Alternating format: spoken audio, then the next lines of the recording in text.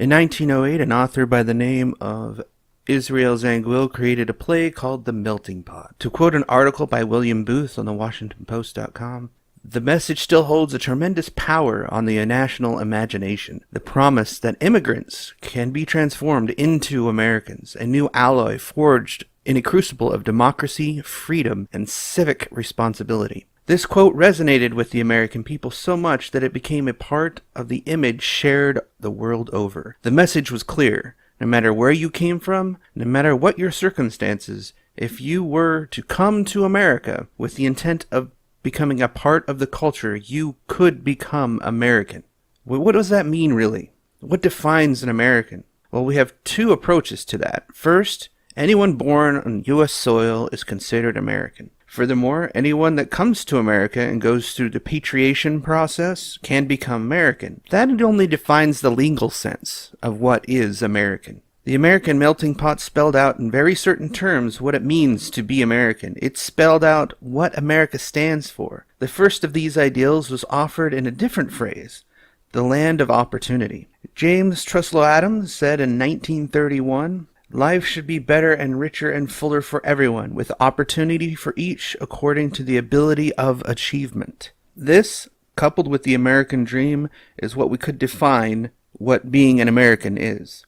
To further solidify the American dream, we can go as far back as our founding documents, the Declaration of Independence, the document that cut ties with Europe making our own home. All men are created equal, that they are endowed by their Creator with certain inalienable rights, that among these are life, liberty, and the pursuit of happiness. Sadly, these words need to be modernized.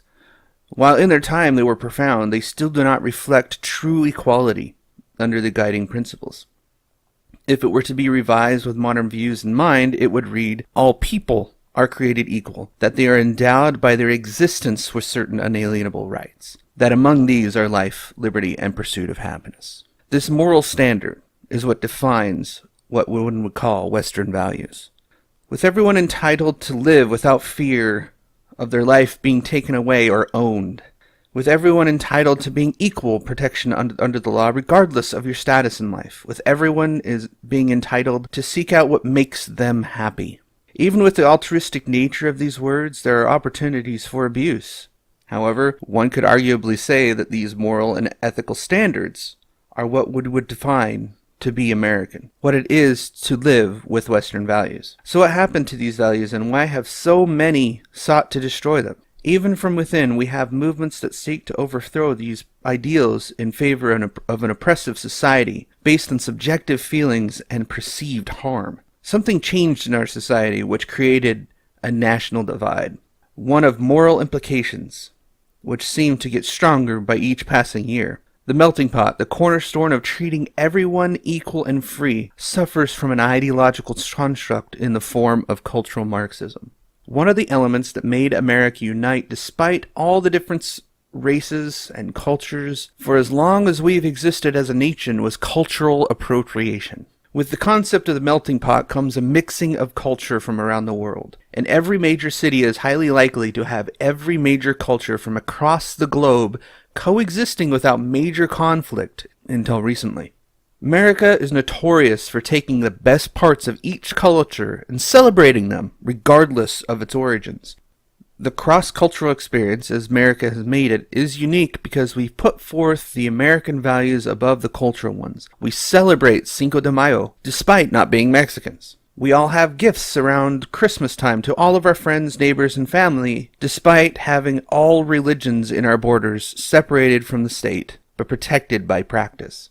Some have adopted traditions from other cultures that are not their own, and they find beauty in that culture. Non-Indian yoga instructors, non-Chinese kung fu masters, non-white bagpipe players all do one simple thing which allow us to keep the culture of our heritage yet celebrate our American brethren. We culturally appropriate the best of the world's culture and leave out the parts that do not align with the American values. There are people that find cultural appropriation offensive. They believe that by segregating people, you can achieve unity. Cultural Marxism is the root of this idiocy and is most evident in critical theory. Take this quote from Julia Higgins. acclaimed journalist with a bachelor's from Emerson College in journalism. She writes, "This widely publicized version of America as a wholly inclusive land was not in touch with reality, with widespread desire to stop immigrants from their individual customs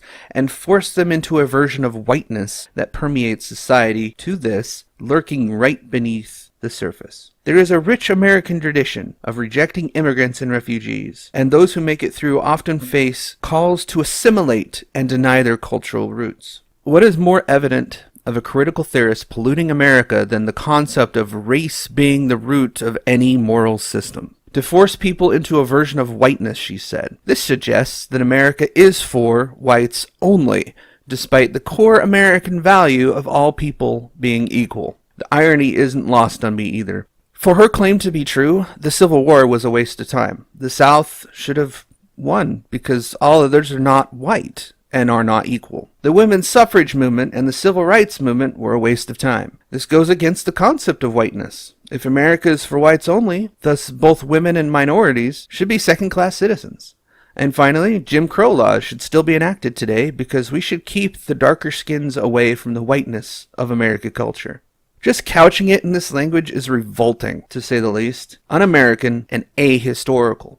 First, the Civil War was the final movement to free the slaves from those that did not want American values. The Civil Rights Movement won because of a man wanting people to judge his children by the content of their character and not their skin. Jim Crow laws were found to be unconstitutional because all people are created equal. Segregation is against American values. We don't adopt garbage values from other cultures. We cast them aside because America is defined itself to be accepting and inclusive from its inception. There is no room for the nonsense of whiteness. It is the antithesis of the American values because it seeks to separate and segregate the people rather than unite them. The most interesting thing I have found from her quote of the concept of whiteness and its cultural roots is we stopped accepting immigrants after the First World War. It wasn't until recently that we did that, so it would not make sense to have a deep-rooted historical claim that we did not accept immigrants from around the world. That's simply not true. As a final note on this video, I have appropriated Chinese culture for most of my life. I have a second-degree black belt in 3 different styles of martial arts, and currently I'm learning Brazilian Jiu-Jitsu. So, if you think cultural appropriation is a horrible thing, and it's not American at all, come and try and take my knowledge. You're welcome to try.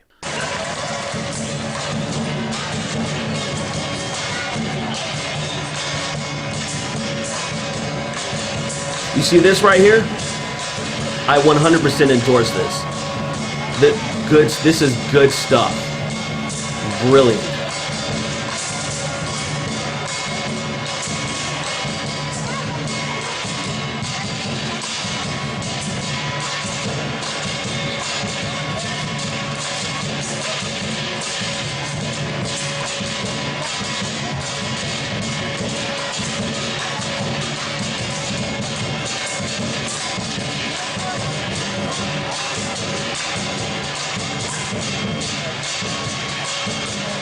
Thank you for watching this video. I hope you enjoyed it. You can find the references to everything that I quoted or used as a reference in the description below. I hope you have a great weekend. I know I don't make videos all that often, but my house is chaos. Finding a quiet moment to record 10 minutes is damn near impossible. I have to wait until my Friday off when no one's home to do it. So please enjoy this video. I'll see you next time.